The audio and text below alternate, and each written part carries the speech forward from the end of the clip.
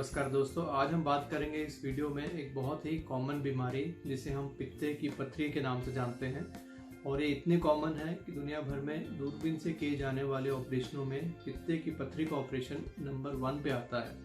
तो इसी से आप अंदाज़ा लगा सकते हैं कि कितनी कॉमन बीमारी है और इसका ऑपरेशन कितना कॉमनली किया जाता है।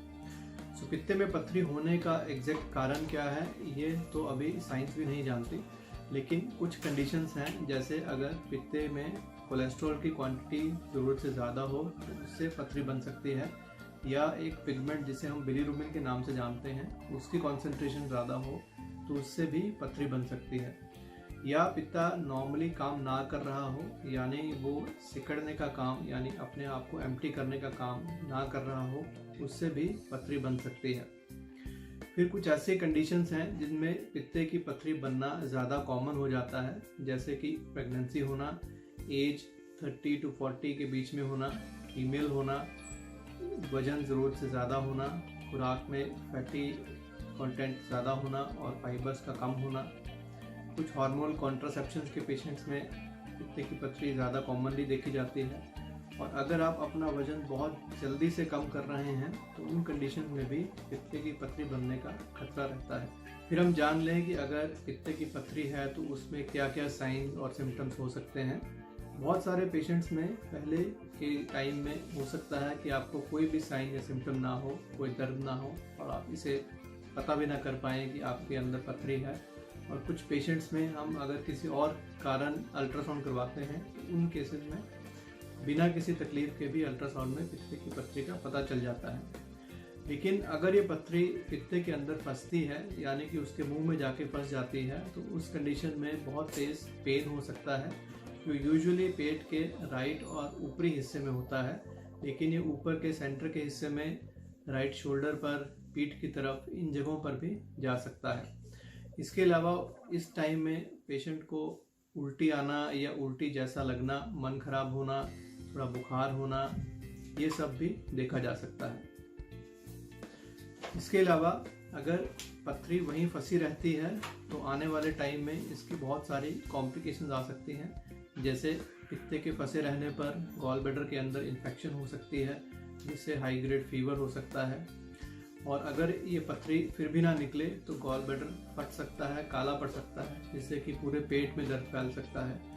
या अगर ये पथरी गॉल ब्लैडर से फिसल कर मेन लिवर के पाइप में आ जाए, जिसे हम सीबीडी कहते हैं, तो लिवर का पूरा जूस ब्लॉक हो जाता है और इस कंडीशन में जॉन्डिस यानी पीलिया होता है। उसके साथ साथ इन्फेक्शन से तेज़ बुखार होना, ठंड लगना, ये सब भी हो सकता है। इसके अलावा ये भी देखा गया है कि जिन पेशेंट्स में गॉल ब्लैडर स्टोन बहुत साल रहता है तो हो सकता है कि कुछ ऐसे केसेस में उनको गॉल ब्लैडर कैंसर का रिस्क भी बढ़ जाए। इसके अलावा जो पथरी गॉल ब्लैडर से स्लिप हुई है वो पैंक्रियाज के डक्ट में अगर टच करती है तो उससे पैंक्रेटाइटिस हो सकता है, जो कि एक जानलेवा बीमारी का रूप धारण कर सकता है। इसके बाद हम ये जान लें कि इसमें क्या क्या टेस्ट किए जाते हैं। जब हमारे पास एक पेशेंट आता है जिसमें हमें लगता है कि इसे गॉल स्टोन हो सकता है तो हम उसके रूटीन ब्लड टेस्ट जैसे कि सीबीसी, जिसमें हम देखते हैं कि हीमोग्लोबिन कितना है, इन्फेक्शन ब्लड में है या नहीं। फिर लिवर के फंक्शंस, जिसमें हमें पता चलता है कि गॉल ब्लैडर के कारण कोई लिवर में असर तो नहीं पड़ गया। फिर अल्ट्रासाउंड, जिसमें यूजुअली पथरी देखी जा सकती है और अल्ट्रासाउंड एक ऐसा टेस्ट है जिससे ज़्यादातर गॉल ब्लैडर स्टोन्स का पता चलता है। इसके अलावा अगर हमें ऑपरेशन करना है तो हम बाकी रूटीन ब्लड टेस्ट और ईसीजी, एक्सरे वगैरह करवाते हैं। कुछ डाउटफुल केसेस में हमें सीटी स्कैन या एमआरआई भी करवाना पड़ सकता है। इसके बाद इसके इलाज के लिए ज़्यादातर पेशेंट्स को ऑपरेशन की सलाह दी जाती है। इसको हम लैप्रोस्कोपिक तरीके से कर सकते हैं, जिसमें बहुत छोटे छोटे कट्स आते हैं। क्योंकि ये बहुत कॉमनली परफॉर्म प्रोसीजर है तो आजकल ये बहुत सेफ़ है, इसमें कॉम्प्लिकेशन रेट बहुत कम हो गया है। ये बहुत सारे सेंटर्स में डे केयर या सिंगल डे एडमिशन सर्जरी के तरीके से किया जाता है, यानी कि अगर आपका ऑपरेशन सुबह हुआ तो कुछ पेशेंट को हम शाम को भी भेज सकते हैं, कुछ को हम अगले दिन मॉर्निंग में भेज सकते हैं। इसके अलावा कुछ नई टेक्निक्स हैं, जैसे आजकल मिनी हाइब्रिड लेप्रोस्कोपी, यानी कि हम जो लेप्रोस्कोपी के कट्स हैं उनको और भी छोटा करके स्पेशली फीमेल्स के लिए इसे कॉस्मेटिकली और बेटर बना सकते हैं, जिसमें दूरबीन के ऑपरेशन से भी कम चीरा आएगा और उसमें स्टिच लगाने की भी ज़रूरत नहीं होगी। सो ऑलमोस्ट स्टिचलेस सर्जरी होगी, ऑलमोस्ट स्कारलेस सर्जरी होगी। आपको ना बराबर चीरा और कोई भी स्टिच बाहर नजर नहीं आएगा। इसके अलावा एक टेक्निक है सिंगल इंसिजन सर्जरी, जिसमें हम नाभि के अराउंड ही कट लगाकर पित्ते को रिमूव कर सकते हैं और कहीं भी कोई चीरा नहीं आएगा, और जो नाभि के अराउंड चीरा है वो नाभि में ही छुप जाएगा। सो इसमें भी वर्चुअली ये स्कारलेस सर्जरी की तरह ही नज़र आएगा। इसके ऑपरेशन के बाद रिकवरी काफ़ी क्विक रहती है। आप 1 या 2 दिन में घर वापस जा सकते हैं। हफ्ते भर में आपको ऑलमोस्ट ऐसा लगेगा कि जैसे आप पूरे ठीक हो गए हैं, अपने काम पे जा सकते हैं, अपनी सभी वो एक्टिविटीज़ कर सकते हैं जो आप पहले कर रहे थे। पित्ते के ऑपरेशन के बाद आपको अपनी डाइट में या लाइफस्टाइल में कोई मेजर चेंज नहीं करना पड़ेगा। जैसे आप हेल्दी खाना पहले खा रहे थे वैसे ही आप खा पाएंगे, हर तरह की एक्टिविटी कर पाएंगे। पित्ते अगर आपके पित्ते में पथरी है तो उसे अंदर रख के अपने जान को खतरे में ना डालें, एक टाइमली सर्जरी करवाएं और अपने जीवन को खुल जिए। अगर ये पथरी पित्ते के बाहर जाने के रास्ते में जाके फंस जाए तो फिर इसमें से जूस बाहर नहीं जा पाएगा। आपको राइट साइड के ऊपरी पेट के हिस्से में बहुत तेज दर्द होगा। अगर ये पथरी अपने आप ही पित्ते के फैलने से बाहर निकल आए तो ये दर्द 4 से 6 घंटे या उससे पहले भी कम हो सकता है। लेकिन अगर ये पथरी फंसी रहे तो ये दर्द लगातार बना रह सकता है कई दिनों तक। हो सकता है आपको अस्पताल में दाखिल करना पड़े, ग्लूकोज देना पड़े, एंटीबायोटिक्स और अदर पेन किलर देने पड़े और फिर ये दर्द कम होगा। पित्ते के मुंह में अगर पथरी बहुत देर तक फंसी रहती है तो इससे पित्ते में सूजन आ जाती है और पित्ते का ऑपरेशन करना पहले से और मुश्किल हो जाता है। और इस वीडियो में हम बात करेंगे एक बहुत ही कॉमन बीमारी जिसे हम गॉल ब्लैडर स्टोन के नाम से जानते हैं। टेक्निकली इसे कोलीलिथियासिस कहा जाता है। इसके बाद हम जानेंगे कि अगर गॉल ब्लैडर स्टोन्स है तो इससे क्या क्या सिम्टम्स हो सकते हैं।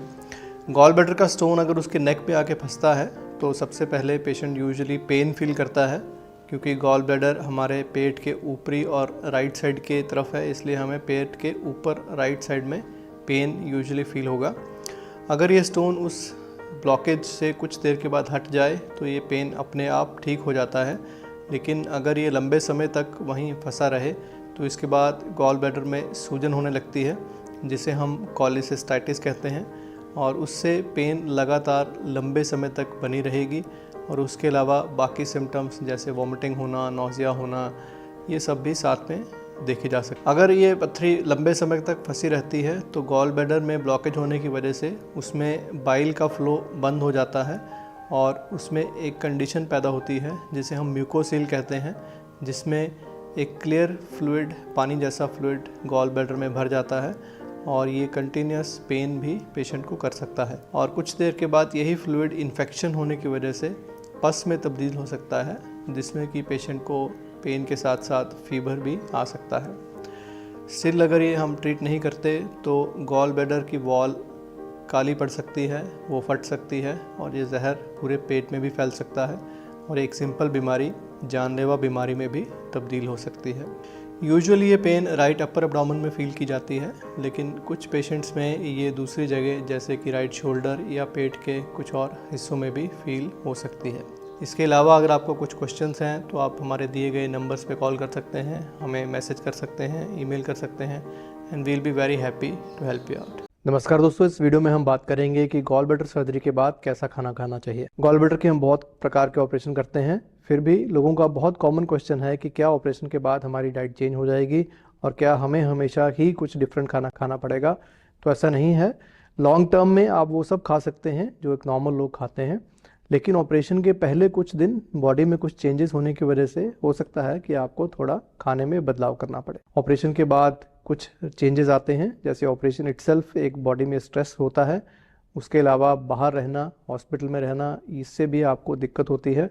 और जो ऑपरेशन की वजह से हम दवाइयाँ दे रहे हैं उससे भी पेट में कुछ एसिड बनता है, जिसकी वजह से भी खाने में आपको चेंजेस करने पड़ सकते हैं। तो यूजुअली हम एडवाइस करते हैं कि ऑपरेशन के दिन, यानी कि अगर आज सुबह ऑपरेशन हुआ है तो शाम को हम कुछ लिक्विड डाइट देते हैं, जैसे पानी, नारियल पानी, लाइट सूप्स, ऐसे। इसके बाद हम नेक्स्ट डे मॉर्निंग पेशेंट से चेक करके उसे बताते हैं कि अगर सब ठीक चल रहा है देन आप सेमी सॉलिड डाइट स्टार्ट कर सकते हैं, यानी कि पहले दिन कुछ हल्का खाना लीजिए, जैसे दलिया, खिचड़ी, दूध पत्ती टाइप, चाय के साथ हल्का बिस्किट, ये सब आप ले सकते हैं। कोशिश कीजिए कि खाना अच्छा न्यूट्रिशंस हो, जो सीजनल वेजिटेबल्स हैं उन्हीं को यूज़ कीजिए, और जो सीजनल अच्छे फ्रूट्स हैं वो यूज़ कीजिए। पहले कुछ दिन एक टाइम में पेट भरकर ना खाइए, यानी कि जैसे हम यूजुअली ब्रेकफास्ट, लंच और डिनर करते हैं, तो इसके अलावा आप दिन में एटलीस्ट 5 बार थोड़ा थोड़ा करके खाइए, ताकि एक ही टाइम में पेट के ऊपर ज़्यादा लोड ना पड़े।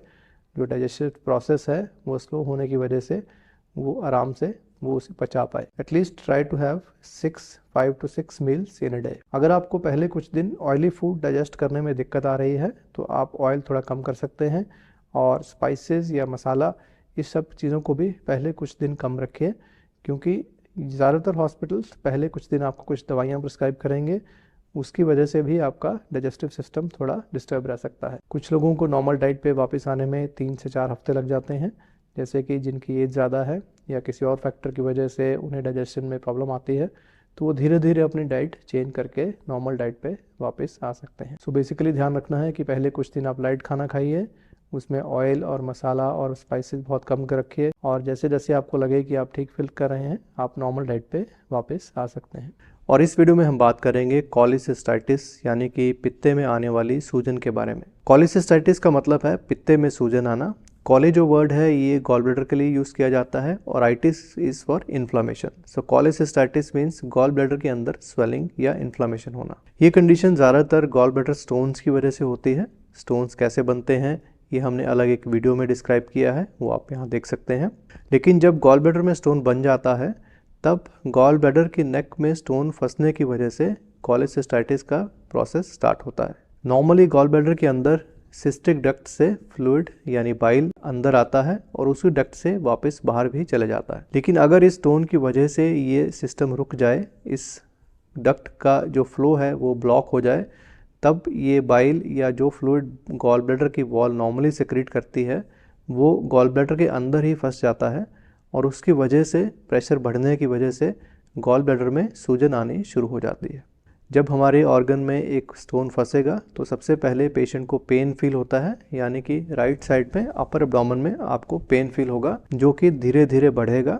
ज़्यादातर केसेस में एक हैवी मील खाने के बाद पेशेंट्स ये पेन फील करते हैं, या इवन अर्ली मॉर्निंग में भी ये पेन उन्हें फील होती है। खाना खाने के बाद गॉल ब्लैडर कॉन्ट्रैक्ट होता है और इससे स्टोन फंस जाता है और वो पेन फील करते हैं।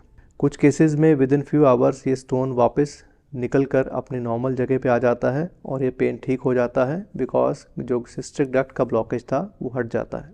लेकिन अगर ये स्टोन वापस नहीं आता या ये 6 घंटे से ज़्यादा फंसा रहता है, तो बहुत सारे केसेस में कॉलीसिस्टाइटिस यानी कि गॉल ब्लैडर में इन्फ्लामेशन सेट इन हो जाती है, जो फिर जल्दी जल्दी ठीक नहीं होती, इवन दो स्टोन वहाँ से हट भी जाए उसके बाद भी। क्योंकि हमारी बॉडी में जब भी किसी जगह पे इन्फ्लामेशन सेट इन हो जाती है तो उसे पूरा ठीक होने में टाइम लगता है। ये टाइम 1 से 1.5 महीने तक का हो सकता है। जब गॉल ब्लैडर में इन्फ्लामेशन सेट इन होती है तो उससे वहाँ पर फ्लूइड जमा हो जाता है और गॉल ब्लैडर की जो वॉल है वो पहले से थिक हो जाती है। इससे जो पेन है वो परसिस्ट करती है। अगर ये बहुत ज़्यादा गॉल ब्लैडर में स्वेलिंग हो जाए तो पेशेंट को अपर एब्डोमेन में एक लंप भी फील हो सकता है।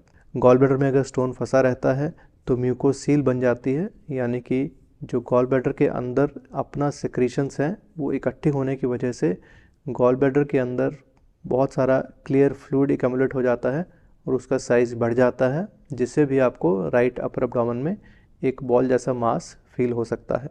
अगर ये म्यूकोसील में इन्फेक्शन हो जाए तो इसमें पस बन सकती है, जिसे हम एम्पाइमा के नाम से जानते हैं, और उससे पेशेंट को फीवर हो सकता है, सिवियर पेन हो सकती है, और इसको जल्दी से जल्दी ऑपरेशन करवाने की ज़रूरत होती है। अगर ये प्रॉब्लम और बढ़ती जाती है और टाइमली सर्जरी नहीं होती तो कभी कभी गॉल ब्लैडर की वॉल काली पड़ जाती है, जिसे हम नेक्रोसिस कहते हैं या गैंग्रीन कहते हैं, और उसके बाद भी अगर ये गॉल ब्लैडर रिमूव नहीं होता तो ये वॉल फट सकती है और अंदर का गंदा फ्लूइड या जो पस है वो बाहर पूरे पेट में फैल सकती है और एक जानलेवा प्रॉब्लम में कन्वर्ट हो सकती है। सो सिम्टम्स क्या हैं गॉल ब्लैडर के अंदर सूजन के या कॉलीसिस्टाइटिस के? पेशेंट को यूजुअली सिवियर पेन होता है राइट अपर एब्डोमेन में, जैसा हमने पहले बताया कि एक हैवी मील के बाद या अर्ली मॉर्निंग में, और ये पेशेंट को नोजिया यानी कि एक गंदी उल्टी जैसी फीलिंग आनी या वॉमिटिंग यानी कि एक्चुअल वॉमिटिंग होना, ये भी हो सकता है। इसके अलावा आपको फीवर हो सकता है। अगर गॉल ब्लैडर स्टोन आगे स्लिप हो गया है तो पेशेंट्स को जॉन्डिस हो सकता है, ठंड लगकर बुखार हो सकता है जैसा कि कोलिंजाइटिस में देखा जाता है। और अगर ये स्टोन की वजह से पैंक्रेटाइटिस सेट इन हो गया है तो उसमें बहुत सिवियर पेन होती है पेट के ऊपरी हिस्से में, और ये पेन आपकी बैक में भी जा सकती है। जैसे ही आपको ये सिम्टम्स का पता चलता है आपको अर्ली डॉक्टर के पास जाना चाहिए, इसको इवेल्युएट करना चाहिए, और अगर गॉल ब्लैडर में स्टोन्स हैं तो इसकी as soon as possible surgery करवानी चाहिए। गॉल ब्लैडर में जब इन्फ्लेमेशन स्टार्ट हो जाती है तो हम चाहते हैं कि इसकी सर्जरी जितना जल्दी हो सके उतना जल्दी हो, क्योंकि जैसे जैसे सूजन बढ़ती जाती है ये ऑपरेशन करना और भी मुश्किल होता जाता है। हमारी बॉडी प्रोटेक्ट करती है गॉल ब्लैडर को और आसपास के जो ऑर्गन्स हैं उसके साथ जुड़ने लगते हैं, जैसे कि स्टमक है, छोटी आंत है, ओमेंटम है, ये सब जाकर गॉल ब्लैडर से चिपकने लगते हैं। जैसे जैसे टाइम जाएगा ये और ज़्यादा हार्ड गॉल ब्लैडर के साथ चिपकते जाएंगे और सर्जरी मुश्किल होती जाएगी। सो कोशिश कीजिए जब भी ऐसे कोई सिम्टम्स हों आप इमीडिएटली डॉक्टर के पास जाएं, अपने टेस्ट करवाएं और देखें कि वाकई आपको गॉल ब्लैडर की प्रॉब्लम तो नहीं है, और अगर ऐसा होता है तो डॉक्टर की सलाह के हिसाब से एज सुन एज पॉसिबल इसकी सर्जरी करवाइए। ये एक सिंपल सा ऑपरेशन है जिसको अगर टाइमली किया जाए तो आपकी लाइफ सेव हो सकती है, आपको इस प्रॉब्लम से इमीडिएटली छुटकारा मिल सकता है, आप बहुत जल्दी घर भी जा सकते हैं। लेकिन अगर इसमें डिले होता जाएगा तो एक सिंपल प्रॉब्लम बड़ी प्रॉब्लम में कन्वर्ट हो सकती है और ये जानलेवा भी हो सकती है। आपको एक के बजाय मल्टीपल सर्जरीज करवानी पड़ सकती हैं, कॉम्प्लिकेशंस हो सकती हैं। So a stitch in time saves 9। आप एज सुन एज पॉसिबल इसका इलाज करवाइए। आजकल गॉल ब्लैडर की सर्जरी दूरबीन से की जाती है, इसमें कोई भी बड़ा कट नहीं लगता। हमारे यहाँ ये मिनी लेप्रोस्कोपी से भी अवेलेबल है जो बहुत ही छोटे कट से होती है। ये आप सिल से भी करवा सकते हैं, यानी कि सिंगल इंसिजन लेप्रोस्कोपिक सर्जरी, जिसमें एक छोटा सा इंसिजन नेवल में दिया जाता है और कहीं कट नहीं रहता। सो इन सभी टेक्निक से आप इस प्रॉब्लम से बहुत ही जल्दी छुटकारा पा सकते हैं और ये डिस्चार्ज भी बहुत फास्ट होता है। आप सेम डे इवनिंग या नेक्स्ट डे मॉर्निंग घर जा सकते हैं। आजकल की जाने वाली सर्जरीज में कोई स्किन पर इंसिजन में स्टिच भी नहीं आता, आपको कोई भी टांका भी नहीं निकलवाना पड़ता। आप वाटरप्रूफ ड्रेसिंग्स लगवाकर नेक्स्ट डे से अपनी नॉर्मल एक्टिविटी कर सकते हैं, शावर कर सकते हैं, जो भी आप काम कर रहे हैं उसमें वापस जा सकते हैं। और इस वीडियो में हम बात करेंगे कि गॉल ब्लैडर में अगर स्टोन हो जाए यानी पित्ते में पत्थरी हो जाए तो उसकी कोई दवा है या नहीं। तो सबसे पहले तो मैं आपको ये बता दूं कि पित्ते में पत्थरी की कोई भी दवा नहीं होती, ना एलोपैथी में, ना आयुर्वेदा में, ना होम्योपैथी में, ना ही किसी और दुनिया की किसी भी पैथी में। सो इसके लिए बेवकूफ़ ना बनिए। बहुत सारे लोग इंडिया में आपको बहुत सारी दवाइयाँ बेचेंगे क्योंकि यहाँ पर अंधविश्वास बहुत ज़्यादा है और इसी चीज़ का फ़ायदा उठाकर बहुत सारे अनक्वालिफाइड लोग ऐसी दवाइयाँ बेचना चाहते हैं और इसके ख़रीदार भी बहुत हैं। हमारे पास आए दिन बहुत सारे ऐसे पेशेंट्स आते हैं जिन्हें पिछले कई सालों से पित्ते में पथरियाँ हैं और वो अलग अलग दवाई खा रहे हैं। उन्हें कहा जा रहा है कि दवाइयों से आपकी पथरी निकल जाएगी या खुल जाएगी, लेकिन ऐसा कभी हुआ नहीं। जब भी वो स्कैन करवाते हैं पित्ते की पथरी वहीं की वहीं है या उसका साइज़ वैसा ही है या बढ़ रहा है, और बहुत सारे पेशेंट्स में इसकी वजह से टाइम के साथ कॉम्प्लिकेशंस हो जाती हैं। पित्ता सिकड़ जाता है, पित्ते में बार बार इन्फेक्शन होने से उसमें पस पड़ सकती है। अगर ये स्टोन पित्ते से निकलेगा तो आगे जो मेन पाइप है जिससे लिवर से ये सारा जूस आंत में आ रहा है वहाँ जाके फंस जाता है, जिससे पीलिया हो सकता है, फीवर हो सकता है, जानलेवा इन्फेक्शन हो सकता है और इसको निकालने के लिए एक और ऑपरेशन करना पड़ सकता है। सो जहाँ एक सिंपल दूरबीन के गॉल ब्लैडर ऑपरेशन से ये ऑपरेशन हो जाना था, वहाँ एक और सर्जरी करनी पड़ती है, यानी 2 ऑपरेशंस पेशेंट को करवाने पड़ते हैं क्योंकि उन्होंने टाइमली ये सर्जरी नहीं करवाई। सो आप पित्ते की पथरी की दवाई ढूंढना बंद कीजिए और इसका जो सिंपल साधारण सा इलाज है दूरबीन से ऑपरेशन वो करवाइए। आजकल सिंपल लेप्रोस्कोपिक सर्जरी के अलावा हम लोग मिनी लेप्रोस्कोपी भी करते हैं और जो और भी एडवांस टेक्निक है, और जो सिंपल दूरबीन का ऑपरेशन है वो भी बहुत सरल है, 10 से 15 मिनट में हो जाता है, एक दिन में हॉस्पिटल से डिस्चार्ज हो जाता है। सो इस सर्जरी करवाकर आप इस अंदर रखी हुई पथरी से निजात पाइए। ये एक खतरे का घर है, किसी भी टाइम ये पथरी आपको जानलेवा प्रॉब्लम में डाल सकती है। और अगर आपसे कोई कहे कि उसके पास इसकी दवाई है तो उसकी बातों में ना आइए, ये सरासर झूठ है।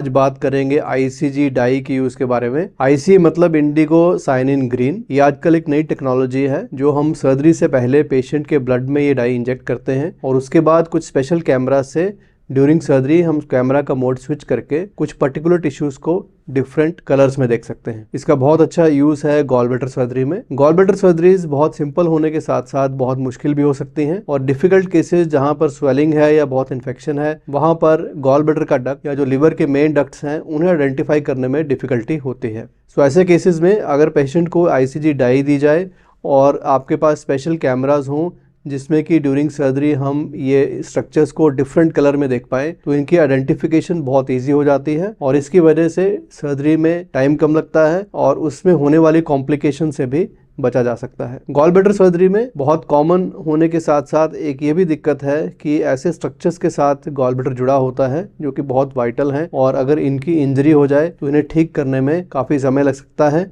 पेशेंट को बहुत सारी प्रॉब्लम आ सकती हैं और उसकी लाइफ बहुत हद तक ख़राब हो सकती है। सो गॉल ब्लैडर सर्जरीज में सेफ्टी बहुत इंपॉर्टेंट है और जैसे जैसे टेक्नोलॉजी इंप्रूव हो रही है, कैमरास की क्लैरिटी इंप्रूव हो रही है, वैसे ही ये एक नई टेक्निक इसके अंदर इंट्रोड्यूस की गई है जिससे कि हम कुछ स्ट्रक्चर्स को डिफरेंट कलर में देख पाएँ ताकि उनकी आइडेंटिफिकेशन ईजी हो जाए, सर्जन फ्रेंडली हो जाए और डायसेक्शन ईजी हो जाए और आपको पहले से बेटर रिजल्ट्स मिले। जैसे कि आप पिक्चर्स में देख सकते हैं कि during difficult surgeries bile duct और गॉल ब्लैडर के जो डक्ट है उसकी आइडेंटिफिकेशन डिफिकल्ट हो सकती है और जैसे ही हम कैमरे का मोड शिफ्ट करते हैं ये स्ट्रक्चर्स इजीली विजिबल हो जाते हैं। कैमरा इस मोड में नियर इंफ्रारेड लाइट यूज करता है और बाइल डक्ट और cystic duct, gall bladder, liver, ये सारे स्ट्रक्चर्स जो हैं ये ग्रीन कलर में दिखने लगते हैं और इनके आसपास जो दूसरे मेजर इंपॉर्टेंट स्ट्रक्चर्स हैं जैसे कि बड़ी बड़ी ब्लड वेसल्स हैं और आंत है उनमें ये ग्रीन कलर नहीं आता। सो हमें बड़े क्लियरली पता चलता है कि कौन सा पार्ट हमें रिमूव करना है या कौन सा पार्ट हमें सेव करना है और इसकी हेल्प से हम सर्जरी में इजीली प्रोसीड कर सकते हैं और जो वाइटल ऑर्गन्स हैं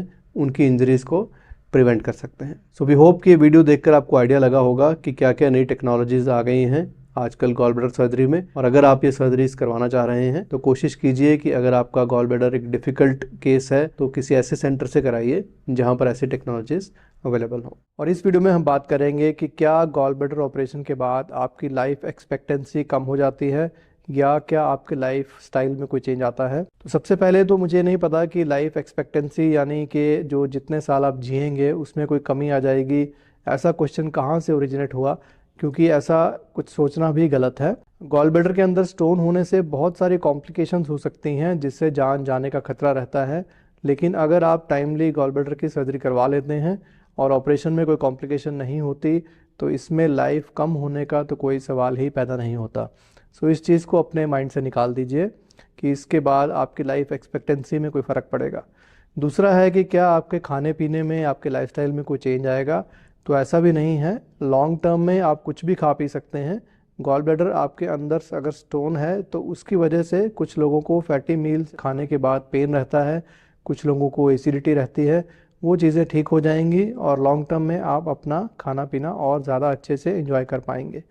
ऑपरेशन के पहले कुछ दिन किसी भी सर्जरी के बाद हम कुछ हल्का खाना की एडवाइस देते हैं, तो अगर उस पीरियड को हम भूल जाएं तो बाय एंड लार्ज आपकी ओवरऑल लाइफस्टाइल अच्छी ही रहेगी। लोगों को लगता है कि गॉल ब्लैडर के अंदर बाइल होने की वजह से अगर गॉल ब्लैडर निकल जाएगा तो बाइल जूसेस कम हो जाएंगे तो इससे डाइजेशन में फ़र्क पड़ेगा। ऐसा नहीं है।